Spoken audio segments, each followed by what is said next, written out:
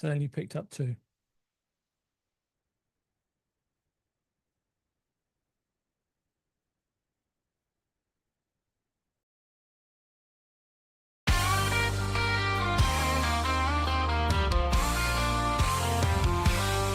Every week we open wide the virtual stage where ideas spark and wisdom fills the page. From the UK to the land of maple trees, John and Mike bring clarity with ease. We're building meetings, webinars with might, helping you shine, your message taking flight. Whether you're new or you've done this before, Lord Zoom Live will help you do much more. We're building meetings, webinars with might, helping you shine, your message taking flight. Whether you're new or you've done this before, Lord Zoom Live will help you do much more. Thank you for joining us, we're glad you're here. Together we grow, it's loud and clear. On Zoom we connect, we learn, we grow. Welcome my friend, enjoy the show.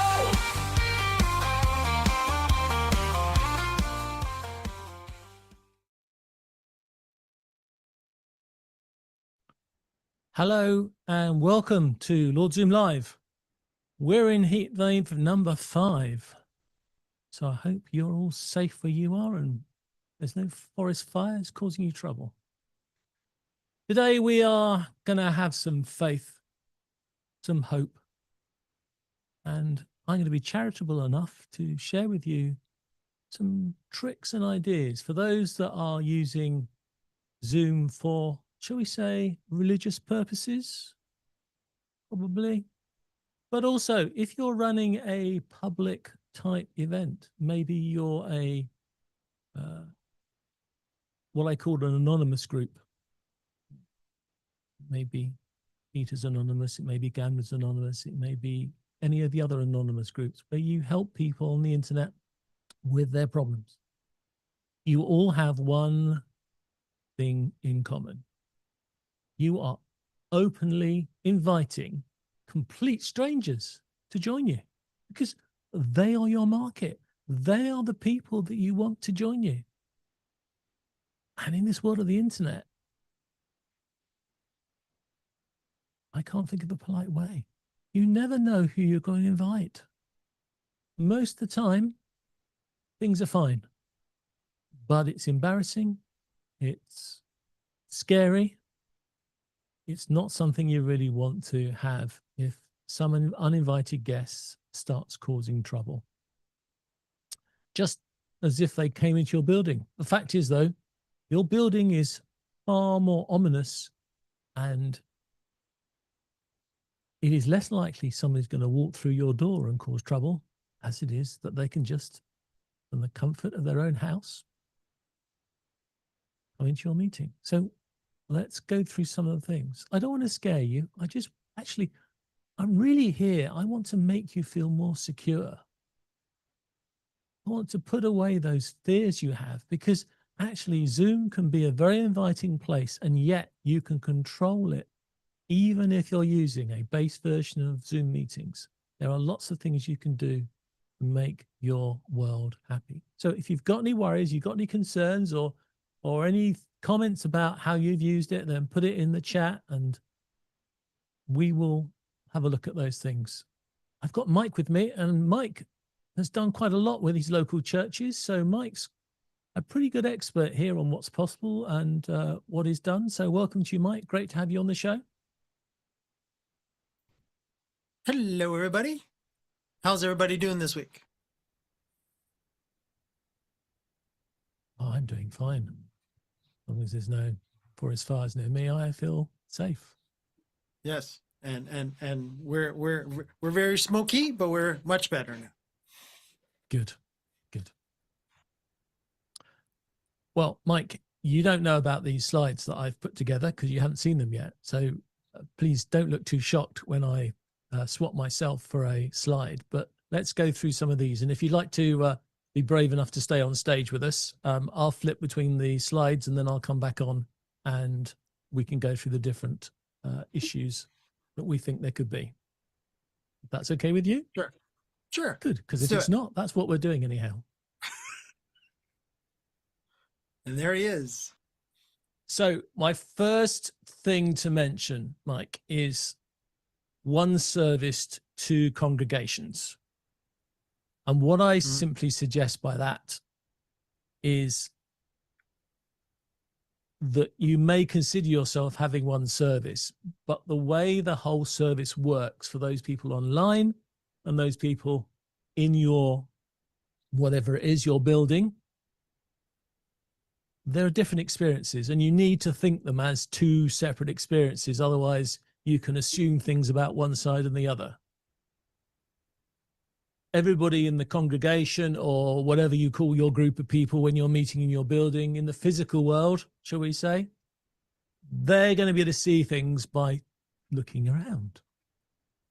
Whereas your online group are only going to see things by what you show them. If you have a camera or multiple cameras, or if they have cameras. So even from the start, what they see and hear in the room against online can be very different. Very true. Very, very true. And very, very important to understand that it is different and should be treated differently as well. Yeah.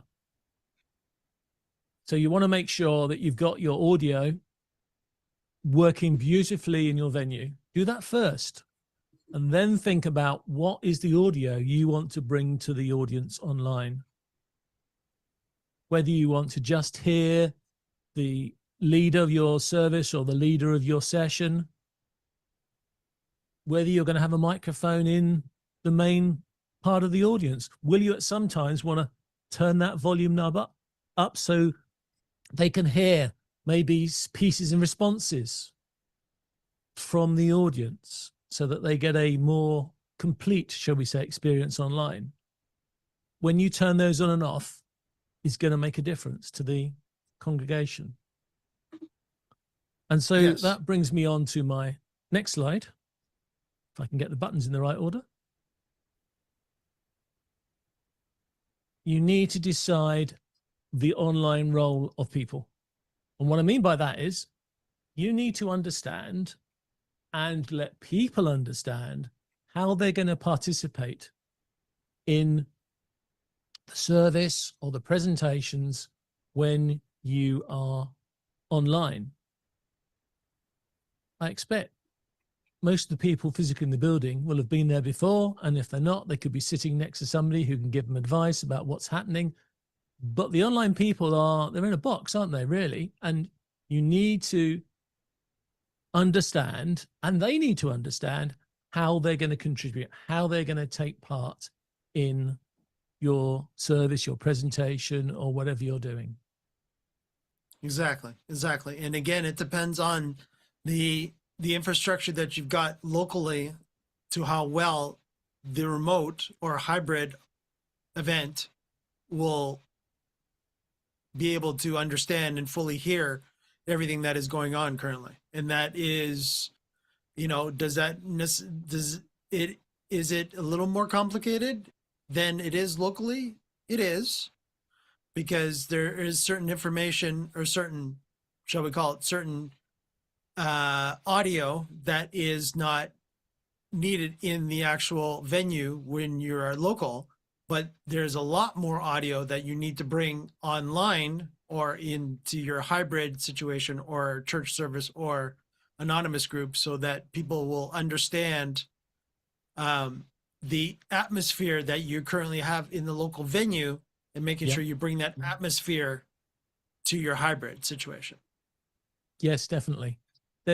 I think there's going to be a wide range of technology that people can be using. They may just have a mobile phone running Zoom in front of, at the front somewhere, so it just picks up the main speaker. They may have multiple cameras and mixers and lots of tech. It all could be different. But yes, exactly.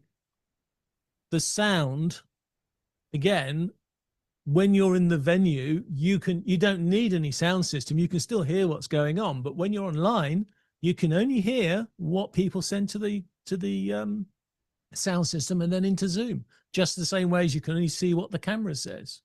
So what part do your, I'll call them your online attendees, because we're trying to be so generic here, but Yeah. what can they see? Are they going to watch the service? But are they going to partake? Are they going to use reactions? You can't actually stop them using reactions, but they could use reactions. The chat though, are they going to be able to chat? Are they going to be able to profess things? They'll be able to comment in the chat, because you can turn the chat on or off. You can have it on or off. Do you allow private chat? Probably not, because you don't really want them chatting between themselves, because that's a concern about somebody who comes in, starts having private chats with everybody online. So maybe you don't want to have private chat, but do you want to have some public chat? Are you, when the chat comes, are you going to refer to it? Is somebody going to keep an eye on the chat so people can refer to the chat? Do they want to be able to submit prayer requests? I didn't even think of that. That's one to ChatGPT. If they raise their hand, what are you going to do? Are you going to allow that? Because you can turn on their microphone, and if they could say something into the service if you wanted to, but you need to get these rules understood by you and the people coming online so they know how to act. Because attendees may speak online with a host. They could take part in discussions. We'll talk about breakout rooms in a while, but they could participate in a sort of online fellowship between themselves as well as the congregation, because they may want to give a reading, lead a prayer, ask a question. Do you want to put them on a big screen so they can be seen on the screen when they're taking part?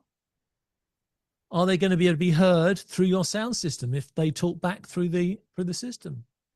Some of those questions actually turn up a lot of complicated tech, but the attendees need to know what they are doing. So before we go into too much detail, I'd just like to bring in something else.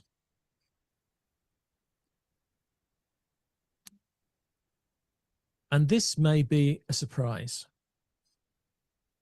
but we can almost totally lock down a Zoom meeting, almost to the point of a webinar. There is an option in Zoom when you start a meeting, which asks people who join for the host to have control over your audio. So the host can turn on and off the microphones of the attendees, which means you can stop having anyone turning on their microphone unless you turn it on for them. You can decide whether people have their cameras on or off. If you want it closed and you don't have them cameras on, you can set that in the meeting settings. If you want them to have their cameras on, you can set that in the meeting settings. But you have to ask them to turn on their camera. You can't turn on the camera for them like you can the audio. You want to make sure screen sharing is set to exactly what you want. You don't want somebody screen sharing something in the middle of a service when you had no reason for them to do so. So you want to make sure that's done. And I always think that raise hand is a really simple way for people to get the attention, whether it is of the Zoom host who's looking after the meeting, or to be able to contribute to the whole meeting itself. But that's the easiest way for people to do things. Otherwise, of course, they can put it in the chat. So I've got some settings here. I'm going to read them because I don't want to miss one. Enable waiting room, I humbly suggest, so that you have a bit more control when people come to the meeting. You can then bring them in. You recognize the people. You can bring in the people you recognize. Participants muted upon entry, because you don't want them to start chatting in them when they appear. Make them unable to unmute themselves, and you keep the control, because putting on a camera is not disruptive. Putting on audio is disruptive. Your host and co-host can therefore control the microphones. Restrict screen sharing only to the host. I'm sure in a lot of cases you share things like lyrics and presentations and content. So you want screen sharing, but you want to limit it only to the hosts so that no one else is going to screen share over the top of you. Please moderate your chat. Otherwise, it can get out of hand. If it gets out of hand, turn the chat off. Simple as that. Make sure annotations are not turned on. I've had people do that. They put a slide up and somebody started doodling all over the slide, not realizing they're doodling over the slide for everyone. So make sure that's done. And at least have one co-host assigned to look after the people online. So attendees can raise their hand. The online controller can confirm whether they're allowed to contribute, or will speak to them, and then it's always possible for them to have their microphone turned on. They want to contribute, maybe they'll contribute on the camera if your tech allows them to be seen. Otherwise, what's the point? And then the host can mute them again when they've done their contribution, but you can keep it under control. And if you keep it under control, then there are no worries.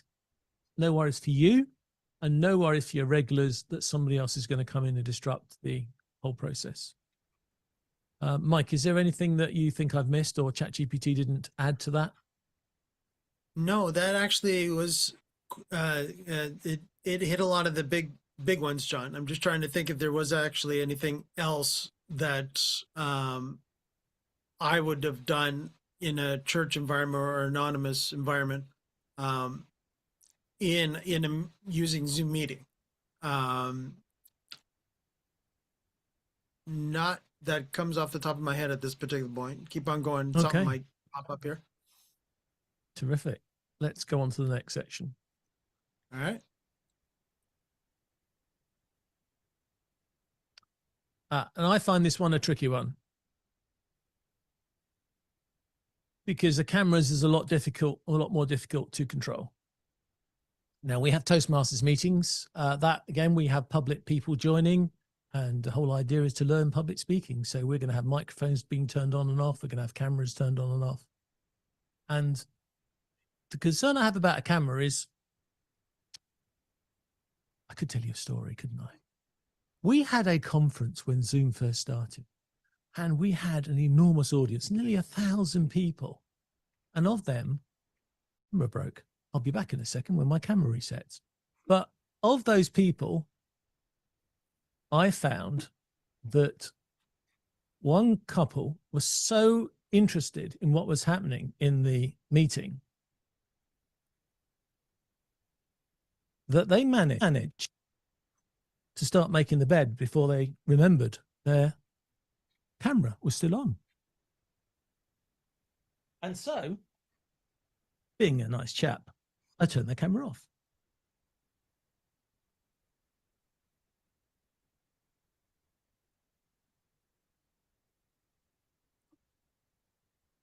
And just in revenge, my system And turned John my will be camera with off. us momentarily.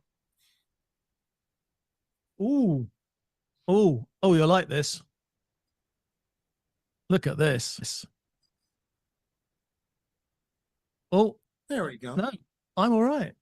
I hate to tell you what I look like on my confidence monitor there. I'm just a puce version of a red. So there we are. Even my tech doesn't work sometimes.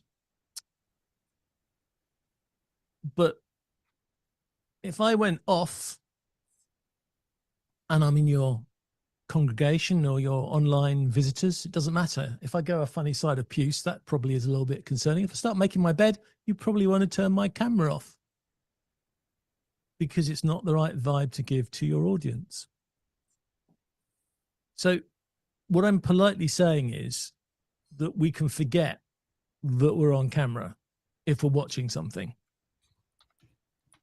And if we do that, you need to have somebody who's watching the cameras to make sure that people are seen to behave as well as behave.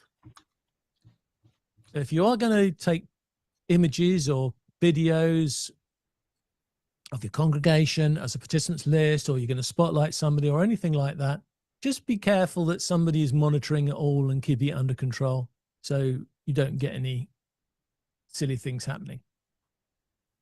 But of course, if you're running it as a webinar, you wouldn't have any cameras on at all. So it's up to you if you want cameras on, if people need to participate themselves or not.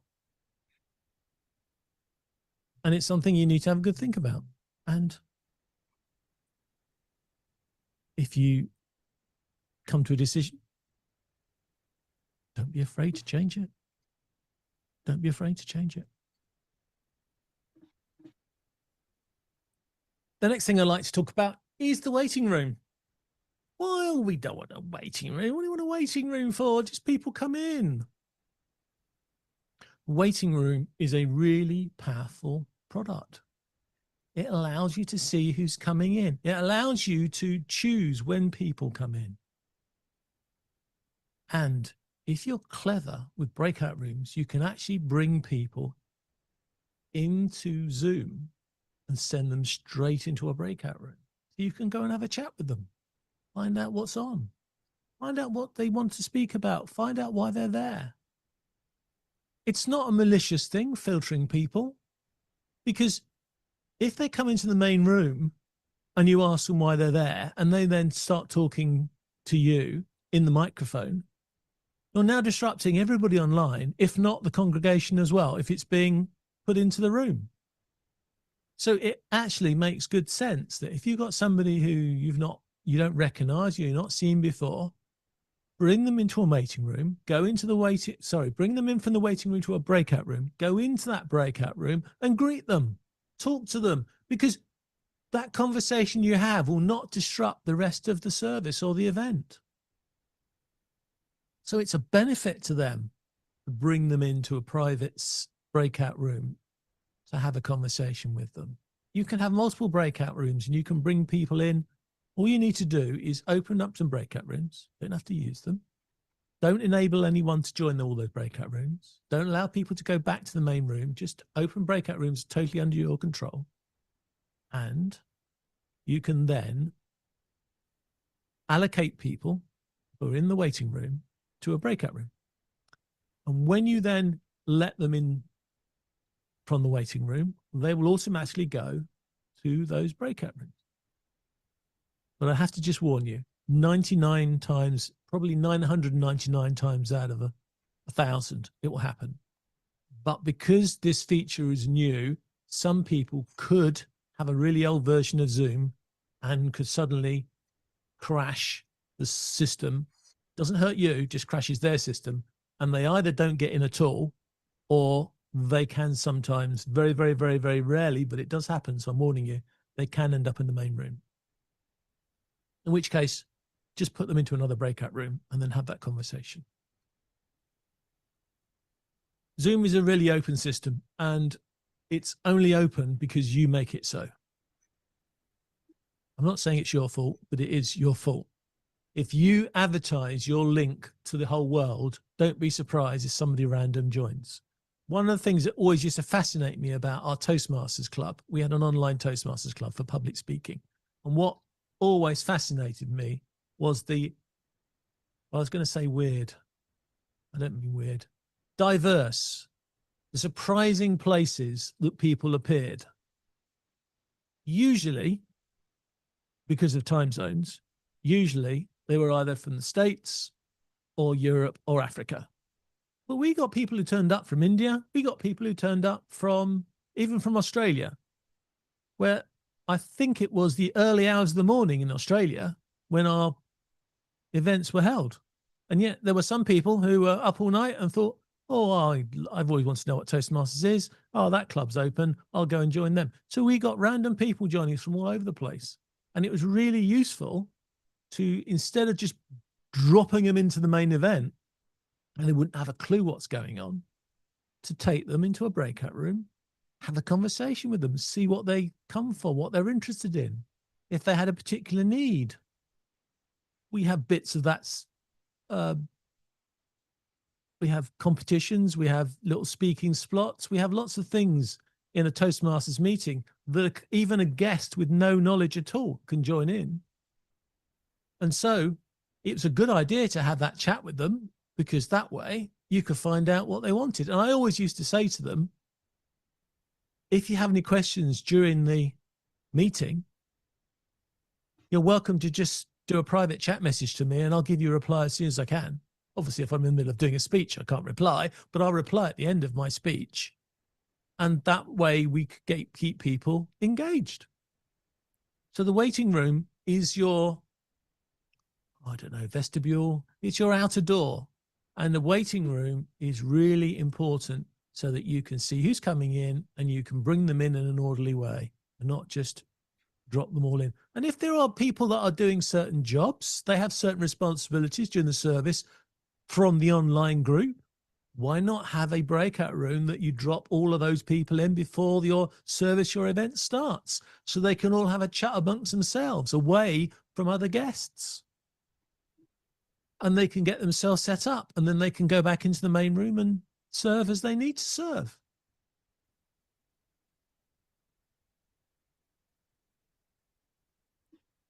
Remember that you're only going to know who is there by their screen name. And I'm sure that Mike, like I, has had lots of times where we've had meetings and the son or daughter's used Zoom just before them and it's got the wrong name, and they turn up with somebody's completely wrong name, or it was used for business, they turn up with a business name and nobody knows who they are. That's happened a lot, Mike. So you can't always trust the screen names, and that's why it's a good idea to meet people face to face. Right. And that's why I purposely put our screen names on right now. Did I know? Maybe I did. I don't know. If you don't have a way to register for your Zoom and you just give people the link and you say join, you have no way of validating who they are. I humbly suggest that just allowing them to register and just collecting an email address is quite polite. It's not intimidating. It's not asking that much. And dare I say it, in this world of technicality, if you had their email address, maybe you can send them an email after the event or the service thanking them for coming. Try and encourage them to come again. So there are advantages in asking for those few bits of information rather than just saying, there's the link, drop in. What do you think, Mike? Yeah, absolutely. Again, a lot of people have used third-party systems where all of a sudden sign up to our mailing list. Well, people don't necessarily like to be on a mailing list, but again, because good old Zoom has the built-in capabilities, of course, you could automatically send them via, again, John, the thank you for coming to XYZ event, XYZ meeting. Again, depending on where you go with this, if you go with on the meeting level, you'll just get a generic sort of thank you for showing up to our meeting. And if you're offering the recording, here it is. Or you go up to the webinar plus, and all of a sudden you can get really, really fancy where you actually put in all kinds of different things. And you can even put in your website for the church or congregation, or insert here into there. It can get really, really nice and really, really corporate looking, professional looking. Yes, this is one of those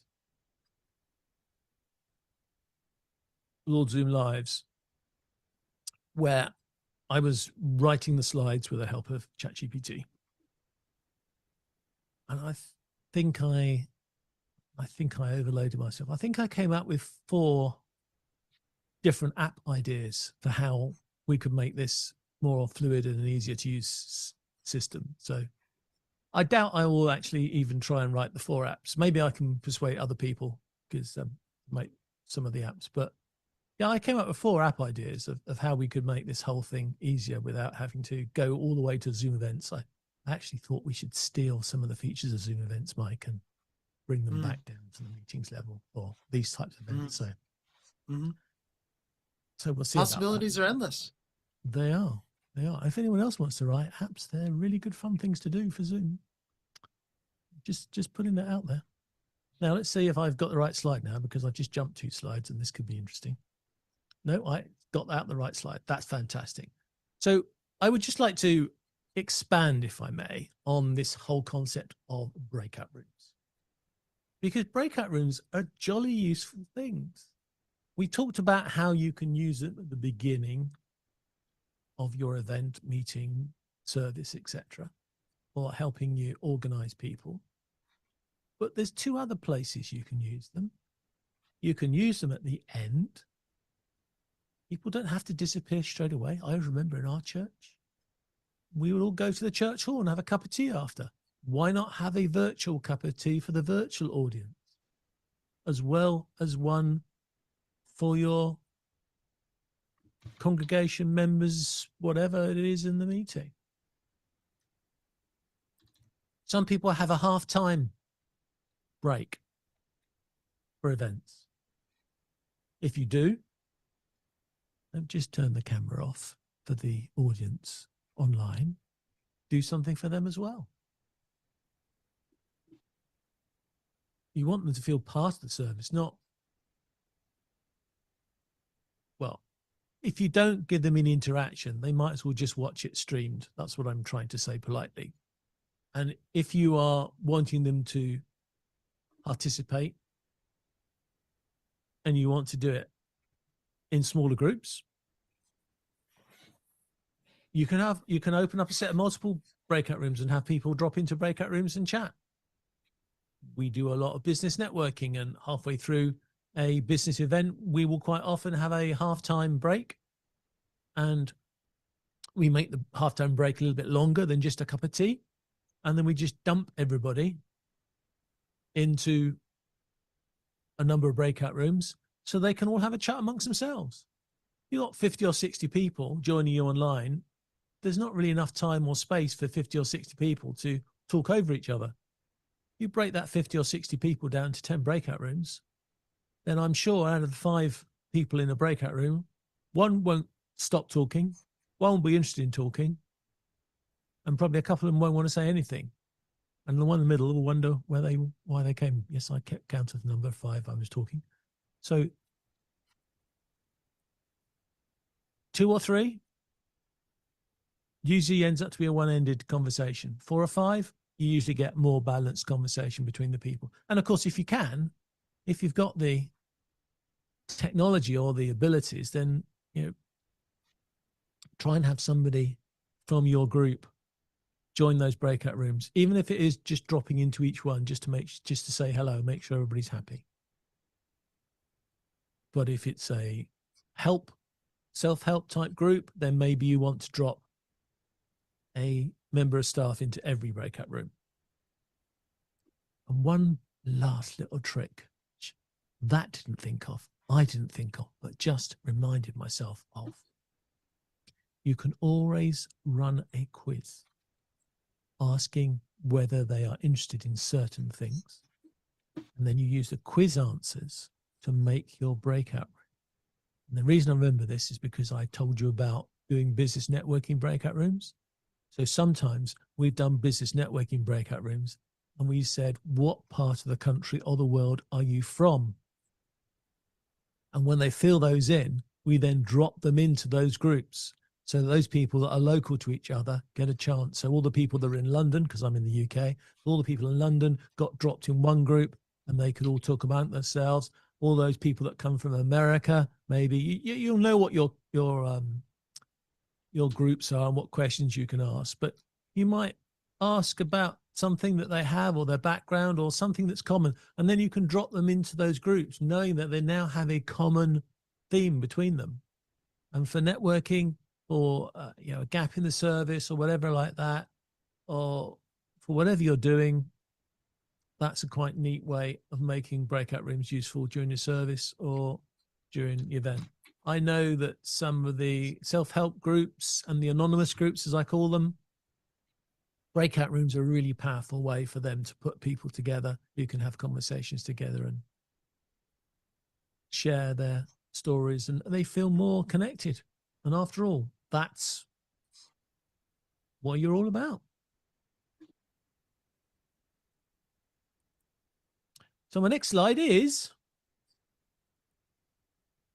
bring online people into the building, which is a bit of a cruel thing to say, really, because it depends on your tech. And this is where whether you have a lot of tech or not a lot of tech can make a big difference. But Mike, there are lots of easy ways to bring your audience in, isn't there? You've got the audio. You can just have a gallery view and bring people onto a screen so you can welcome them at the beginning. You don't have to leave the camera on the whole time.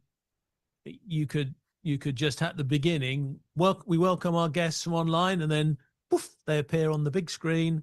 You get to wave to people or whatever you want to do to greet them, and then they feel that they're part of the whole service. And then that wall may be where you do your songs and you have all your lyrics on usually, so they're not going to be there the whole time, but it's just that act of acknowledging they're there that brings them into the room. Yeah, absolutely. And again, it's very important that, and what John mentioned as well, is that to actually have an online host as well, you already have, chances are you already will have greeters at your church or your event. You also need an online greeter as well. And this is the one that is either host or co-host in Zoom's terminology. And this is where you have the greeters, as John was talking about, go into the breakout rooms and greet the people that are now came, especially if the greeter doesn't know who they are and they're not a regular person, then you would definitely bring them into a breakout room like John was talking about. Or if they are, if you've already got themed rooms that everybody is to come into before the actual main service starts or the main event starts in one way or another, then absolutely throw them into meeting rooms. And everybody in chat now is officially listening to me, even though I asked them to do it beforehand. John, where in the world are you watching us today? And I'm getting results now, John, because I asked it again. So it's always on Zoom, it's always the favorite question. And you can ask it whether they're, it doesn't really matter what Zoom you have. Asking where people from is the most common question, and you'll get the biggest set of answers. But maybe the sermon's got or the service has a particular theme. Ask a question around the theme. Just make it connect. Here's the naughty things you need to watch out for. Naughty things. And make sure everybody sit down. John's going to tell us naughty things then. Here we go. Well, it's echo. And its favorite friend, feedback. Those are the two things which I think are the worst things that can happen on your audio side. Somebody may not have a good setup, and as soon as you turn on their microphone, you just get an echo loop. So you need to know exactly which button to press to stop that straight away. Kill the volume and then mute them. Probably killing the volume on a slider knob is going to be the quickest way of doing anything like that. But echo and feedback, which is the obviously, feedback is just where they're too loud and you just get a feedback loop. So that is a sort of echo as well. But yeah, that's the biggest problem I have when you're linking up people in an audience who you've not tested their microphone, their speakers or anything. So those are the things which you need to watch out for, and you need to have to control on quick, because those are the things that are going to break things for you. And remember, you can be the source of the feedback as well, because if you're making a lot of noise in your venue and then you turn on somebody's microphone and they've got your lovely noise coming from their speakers, they can easily get echo. You can't depend on Zoom to get rid of those types of effects, because you don't know what setting they've got on their Zoom account for the people coming in.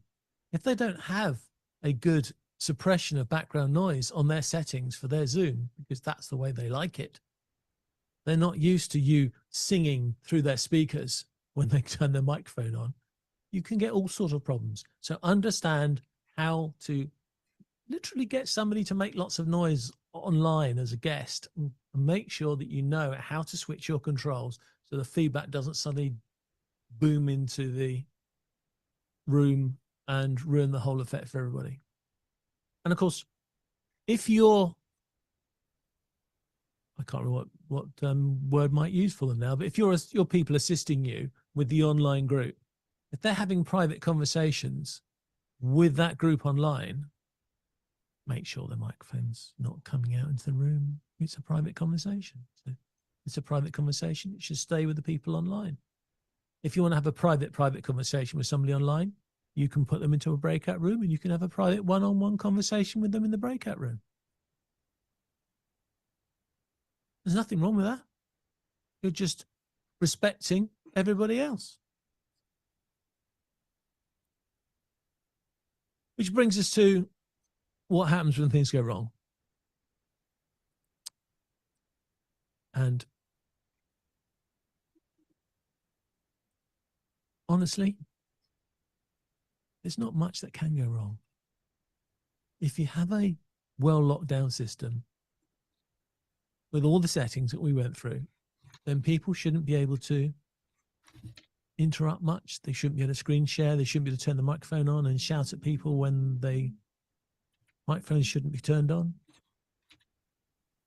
If their camera turns on and they walk off, or they start having their dinner in the middle of the service, and you think that's not respectful, turn the cameras off. If you think they're being really naughty, not obeying your rules, it's your meeting, so it's your rules. You've got an option. You can move them to a waiting room and leave them there, like the technical naughty step, or you can put them into a breakout room and have a word with them in the breakout room. And yes, in extreme circumstances, and I say extreme, I'll tell you why in a second, you can kick them from the meeting and even report them to Zoom. But please don't kick them from the meeting and report them to Zoom unless you really want to be horrible, because if people are reported to Zoom, they can be banned from using Zoom. Or the good version of that, if you get somebody who's really disruptive, you can report them to Zoom, and it is possible they can be banned on Zoom. Just remember though, if you kick somebody out of one meeting and you've got an open house policy, that will never stop them turning up again at another meeting. And they change their participant's name, you won't know it's them until you recognize their face maybe. But that is the risk we have as public organizations serving the public. Look, when it does happen, you get somebody disruptive. Yes, it's annoying. Yes, everybody talks about it. But honestly, it is so rare that you're really unfortunate. Or, put it another way, you've got such good reach that people who are troublemakers find you. That's also shows that you're easy to find, which actually is a good thing. You do have to take it both ways. But disruptive people aren't going to be very disruptive if you set the settings right on your machines. And you only really need one Zoom account, and that's a Zoom account in your venue. And you have the settings set for your venue. And if you set those settings, it's very hard for anyone to be disruptive at all, really. And we've got a question from YouTube when you're ready, John. I'm ready. Fire me the question. Let's see if we can solve it. Excellent. Our loyal Lord Zoom Live community, Tony, is asking, post-COVID, it seems more house of worship are only streaming to YouTube. And he says, you are making some great points about the value of breakout rooms. Absolutely. Absolutely. Go ahead, Johnny. Yeah, I'll let you touch on that one first, and then I'll give my opinions of what I've told the house of worship industry that they should be doing. I completely understand why they're streaming to YouTube. I think it's a good idea. We're streaming to YouTube. But you can never have that real conversation with somebody on YouTube because it's public chat. If you want them to really be part of your congregation, your group, etc., then you want that personal feel. And that's where I think, look, I've said at the beginning, it's like running two events simultaneously. So it does take work to set up. It does need somebody who knows which button to press on Zoom to bring everybody into the service. But if I take my experience, I never done a church service on Zoom. My church background was before Zoom existed, so I've never done that. But certainly doing groups like Toastmasters International, where we are public speaking and we're bringing people in, and I was part of an online club, so everybody was online. It's a webinar if they just sit there and they don't participate. And I totally agree with Tony. If that's all they do, then I would say just carry on using YouTube. Other streaming platforms are available. Some people stream to Facebook Live as well, but you're not going to get the connection. If you want the connection, then you want to run Zoom, and you can use breakout rooms to actually have real conversations with those people. I would love my Zoom app to have a donation button, but currently, because of Zoom's concern that every penny that's paid into the Zoom window, people think goes to Zoom and not to you, they don't allow that at the moment. But it'll be wonderful to have and this was one of my ideas, to have a dedicated church religious version of Zoom. Get rid of all the extra buttons that no one's ever going to use and make it a nice, simple thing so you can join the service. Maybe have a donations box button. Would it be really cool if you had, how about this, Mike? You had a hallelujah button on your Zoom. I mean, that's got to be the emoji for church, hasn't it? Hallelujah. Yeah, all of a sudden, I'd say a flying cross emoji. Yeah, or a praise be, or whatever your favorite phrase is for your type of establishment, your church, or whatever or I don't know what they shout out at synagogues. I don't know what they shout out at any of these venues, but having something like that, and then you had a button just for it, so you could say it at the right time, and yes, you could have some sort of, I don't know, maybe you could make some sort of emoji float across the screen. That would be fantastic for getting people involved in the service. Mm-hmm. So I'll give my opinions here now, John, when it comes to churches leaving ish Zoom and actually just broadcasting to YouTube. I know of a lot of churches that are still using Zoom and using Zoom quite well. And they bring their all their tech into Zoom and then deal with the consequences, shall we call it, like John is talking about, the good and the bad, as they will. And John and Tony was saying it seems more house of worship are only streaming to YouTube. Well, a lot of them are doing is similar to what John and I are doing, which is they will bring the production into Zoom and still use Zoom to YouTube. But a lot of them don't promote anymore people actually joining if it's at least a Zoom meeting, for them to actually join. So that could actually be done by the churches still, and they're missing out on that situation where they should actually think of YouTube being more of an overflow, shall we call it, on their Zoom license. So all of a sudden now you get up to your 100 user license limit for Pro, John, correct? It's still 100? Yeah. Okay. Just making sure with all the changes all the time. I don't know who's got the limits of where. So if at least the church has a Pro account, which is the beginner account of 100 users, and all of a sudden you've got that 101, then you can always say, if you can't make it into the actual Zoom meeting that we're currently running for church, that you actually watch us on YouTube or Facebook, and then you go from there and use it as an overflow room, shall we call it, which is very popular in the house of worship, that cannot handle the amount of people in the main synagogue or main section of the church, and they will throw them into, breakout rooms equivalents or other overflow rooms. This is where a Facebook or a YouTube actually could be a lot more smartly used in that regards. But when it came to COVID, of course, you couldn't go to the physical venue, so the Zoom meeting became the physical venue. Now, there was a lot of people that actually do really well in the house of worship market, especially up here in Canada. I'll talk about the Canadian market that I'm involved with, where some of them actually do have greeters locally and greeters online. And those churches are doing really, really well. Why? Because not only they're getting the donations locally still at their venue, but now they're getting the online donations. And this is hinting that John talked about this donate button. Wouldn't it be cool if Zoom, you could actually donate to your church via Zoom meeting? I need a question mark thingy come up there.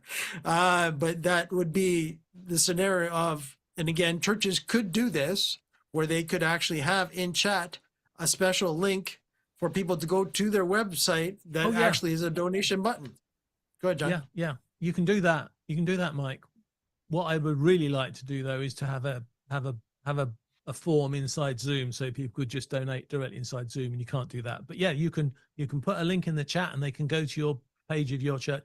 And that's why Zoom want you to do it that way, because then it's clear that you're donating to the church. You're not giving the money into Zoom and then Zoom's going to, do whatever it does with it.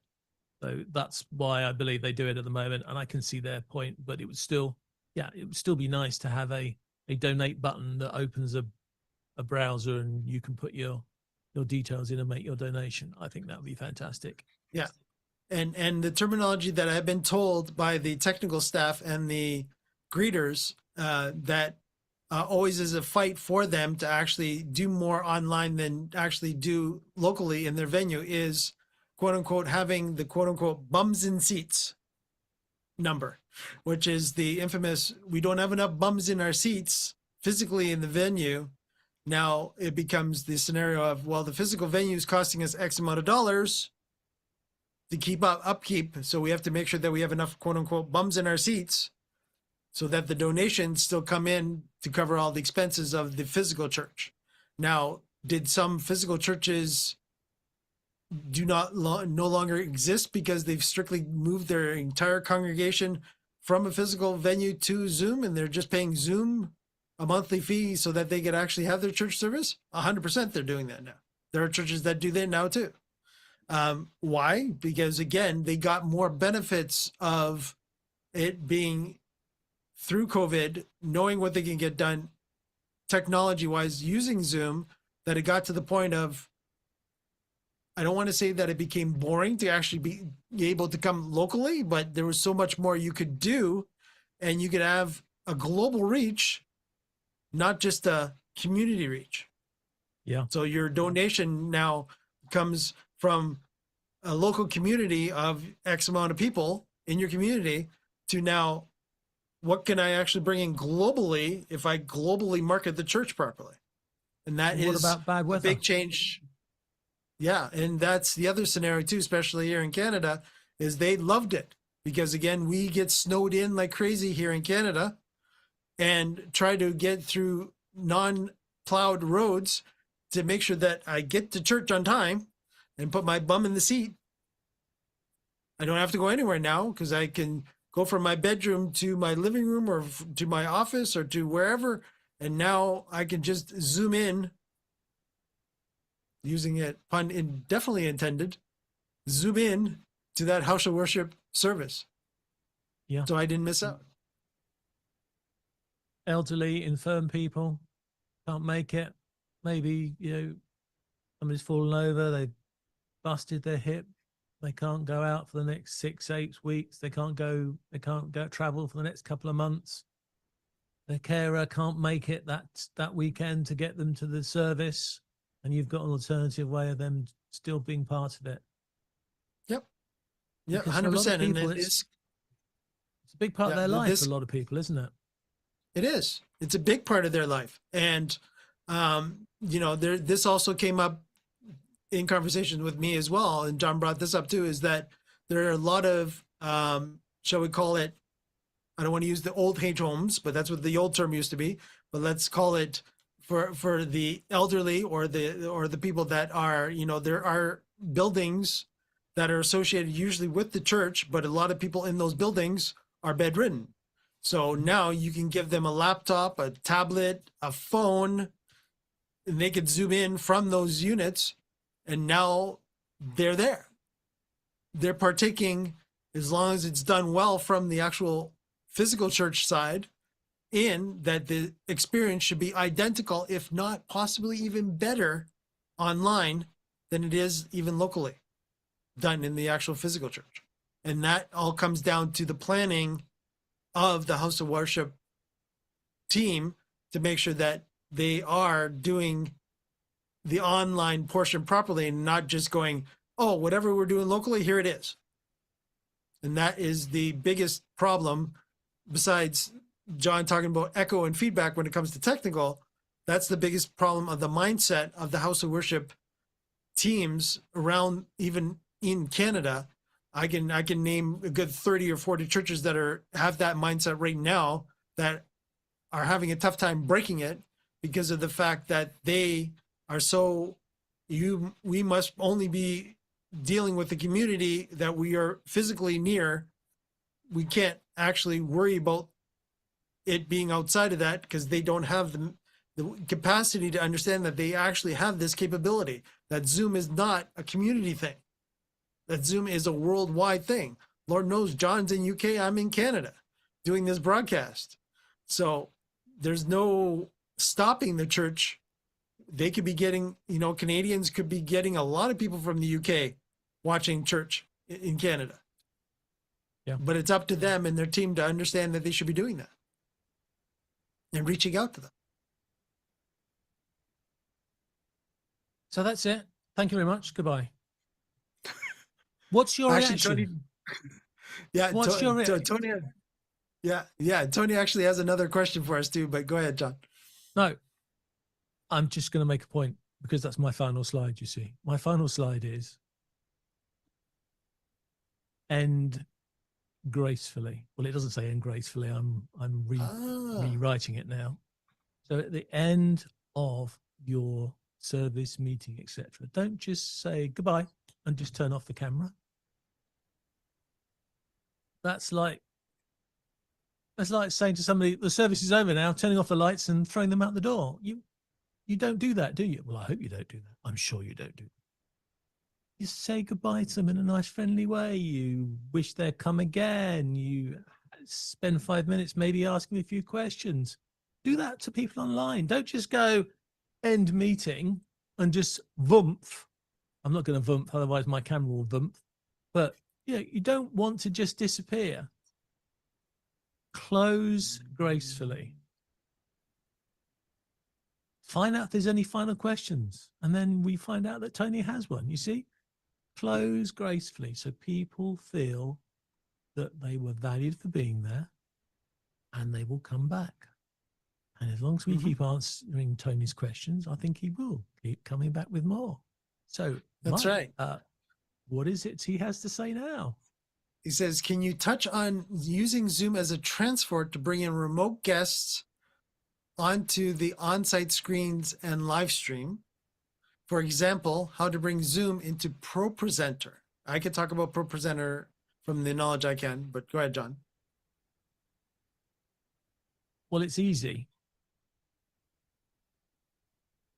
Because if you have somebody who is online, is going to contribute, you make sure their camera's on. You turn on their microphone for them. You spotlight them, and they'll now be on a computer screen. And all you've got to do now is get that computer screen to be seen in your venue. And I can't answer that question because it completely depends on what equipment you've got, whether you can plug into that back of that machine and it will appear then on your big screen. That's totally up to your tech people. But it's really, the simple version is as easy as that. In fact, I expect you've probably seen the odd TV show where they bring a guest in remotely from Zoom, and then somebody suspiciously put a black bar across the bottom so you can't see all the buttons from Zoom. That's all it is. That's the easiest way of bringing in a guest. You want to do it more flash way? You can do it in a more flash way. You just need more equipment in your church. And the only thing to watch out for is the one we talked about earlier. If they start talking into your room through your speakers, they need to be heard by everybody in the audience. They still need to be heard by everybody online. And you need to make sure that the microphone is turned off online. So the sound doesn't go from them into the church and then for the church back online again. Otherwise, you'll get that echo effect again and it'll go all funny. But Mike's now going to tell you all about ProPresenter. Yes, and I purposely did put on John's name during a portion of that to show that, yes, you should, there are ways, again, we're using Production Studio, so I can turn it on, that name on and off, where if you see it on sometimes some broadcast television channels, which will remain nameless, they still have your name in the bottom left-hand corner. Keep watching out for that, Zoom or Lord Zoom Live people. So when it comes to how to bring Zoom into ProPresenter, well, again, I will do it like John said. It depends on the tech you're using.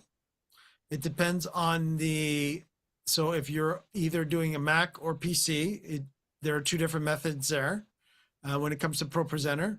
I know ProPresenter is used a lot more in the Windows end, so I will stick with the Windows end of it. When it comes to ProPresenter itself, ProPresenter can actually bring in any type of feed. So basically you would have to bring that Zoom feed in one way or another into ProPresenter. Right now, there is not a Zoom integration in ProPresenter as of yet. Unless, John, you're telling me differently, but No, but I've added it to the list. Oh, you're adding it to the list. Yeah. Okay. Yeah. All right. See, I keep doing this. See, we keep adding things to the list. That we need to talk to the people at ProPresenter to go, yeah, you guys know how to stream from ProPresenter, but do you know how to bring in Zoom?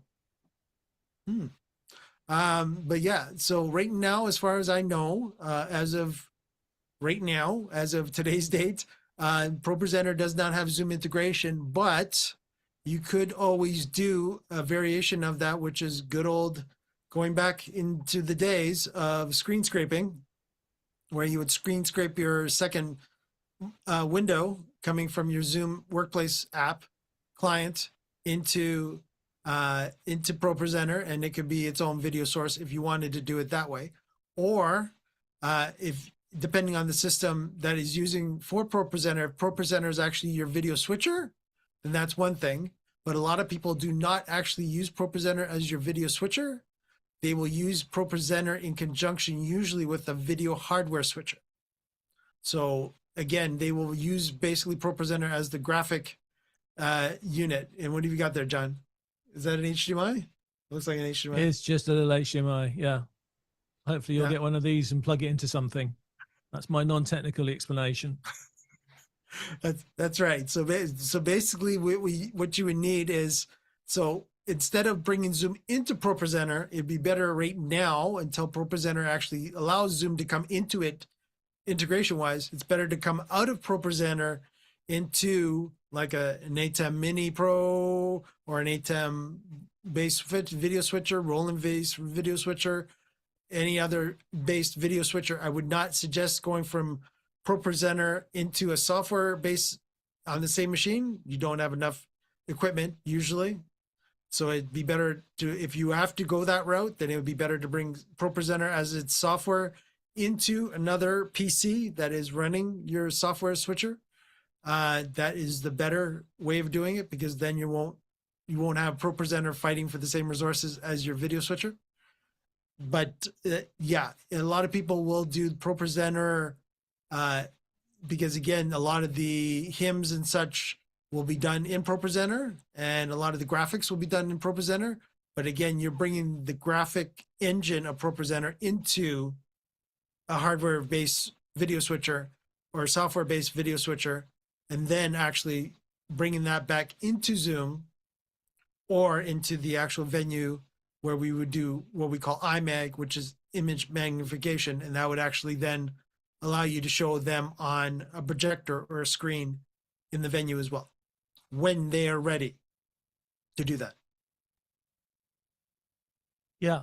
And if you want to do a noddy system, because that all intimidated you, don't forget that if you have one of these coming out the back of your computer, you can duplicate the screen between the monitor you have, and if you've got another one of these, and this plugs in to many sources. But I have, and I think that's what broke earlier, I have an HDMI switcher. which is expensive, but I also have a $20 splitter. So I can plug this in to my splitter, and one signal can go to my monitor, which is what it would usually be seen on, but the other one could go on to connect to maybe to your projector.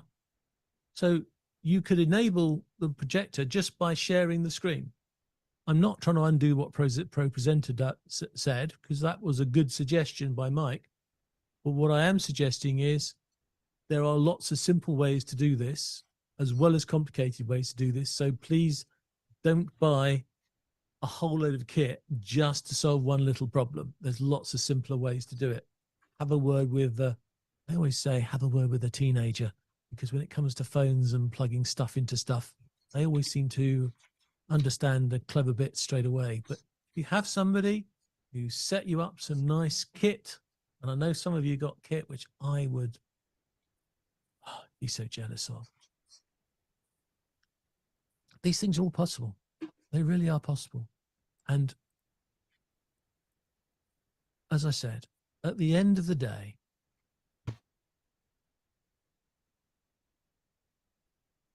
you're duplicating your organization.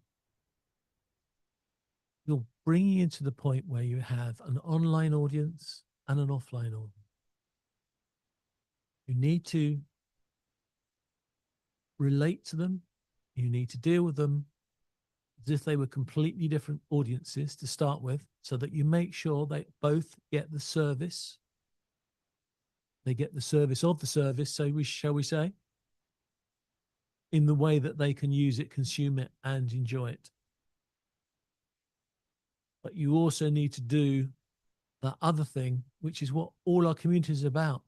You need to make sure those two communities can connect. Yes, I did plan this. This is good. You need to be able to make sure those two groups connect, because if they're seen as two separate groups, they will be psychologically alienated from each other. You don't want that, because sometimes people who see you online will later turn up face to face. And as Mike put it, there are times when weather may say that those people that are face to face will turn up online because they can't get to you face to face. And the security and knowledge of knowing that if they can't make it to the venue, there's another way to connect. That is so powerful with people. And I know this from my own personal experience of what happened when COVID hit. I created a 1,000 people 3-day event in 6 weeks using Zoom and lots of other bits of leftover tech that I had, so that we could have our annual conference in the UK after booking a fantastic hotel in London and being told by the government that you can't use it. And I bring up that story because we are now, 6 years since COVID? I can still guarantee to you that whenever I go to a Toastmaster event, somebody will come up to me, usually somebody I don't even know, will come up to me and say, thank you for being part of the team that allowed us to keep connected. I'm welling up in my eyes just thinking, it's just telling you the story. I'm sorry, but I have people that come up and say, thank you for keeping the connection going for Toastmasters during COVID. You don't know how much it means to me. And then they'll tell me how much it means to them.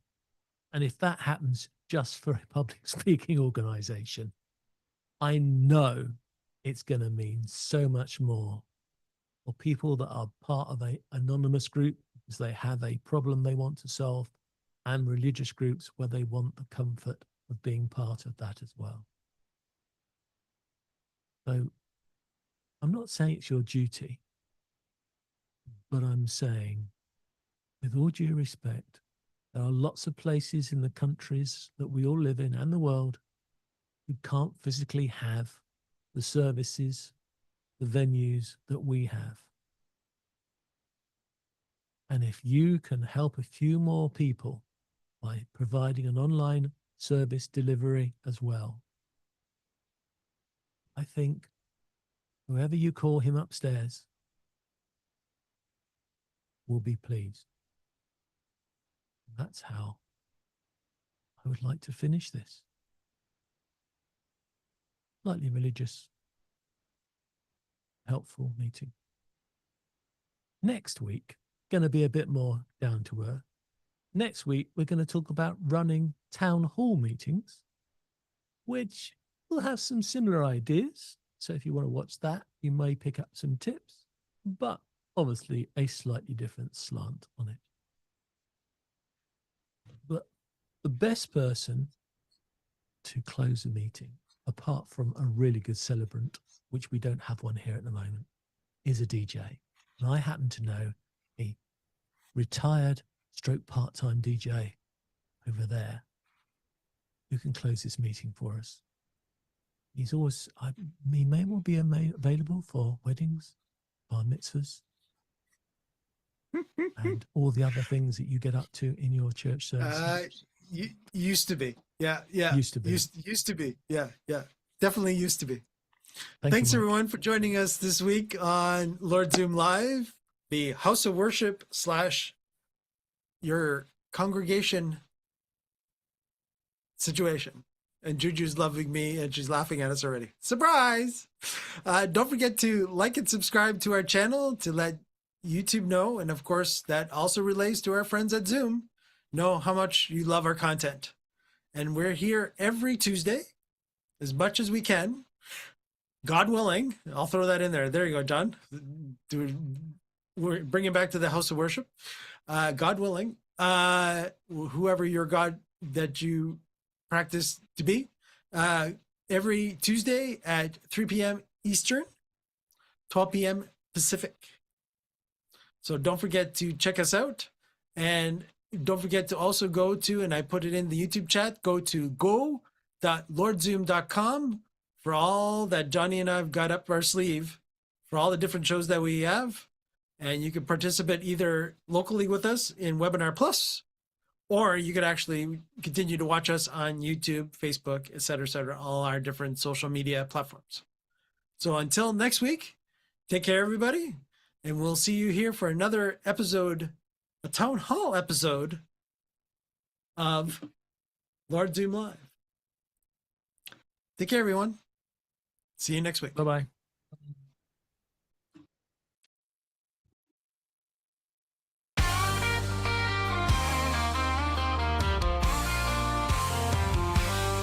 Every week we open wide the virtual stage where ideas spark and wisdom fills the page. From the UK to the land of maple trees, John and Mike bring clarity with ease.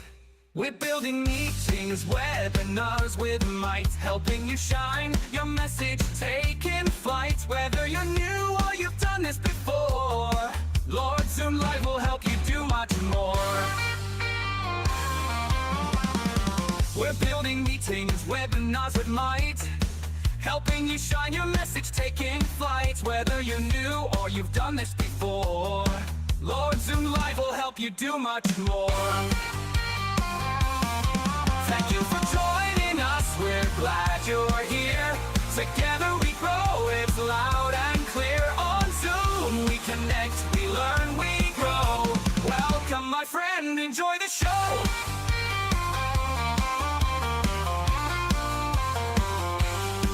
From big events to breakout rooms with flair, we've got the tools and we're ready to share. Guest experts drop in, bringing gold each time, with insights and tricks to help you climb.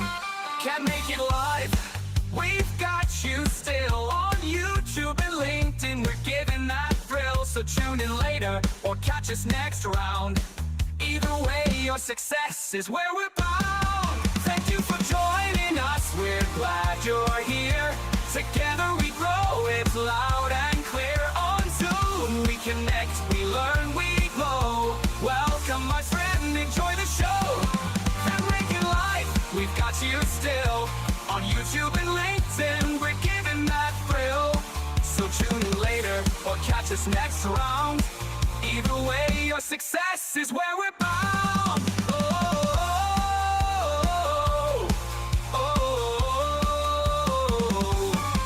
Now take the spotlight, The stage is yours. Bring your message through virtual doors. Each week we gather, and now you know you're not alone. So let it flow. Thank you for joining us. Now go and shine. Share what you've learned. Your voice, your time. With Lord Zoom Live, your power will grow. It's time to build your own show.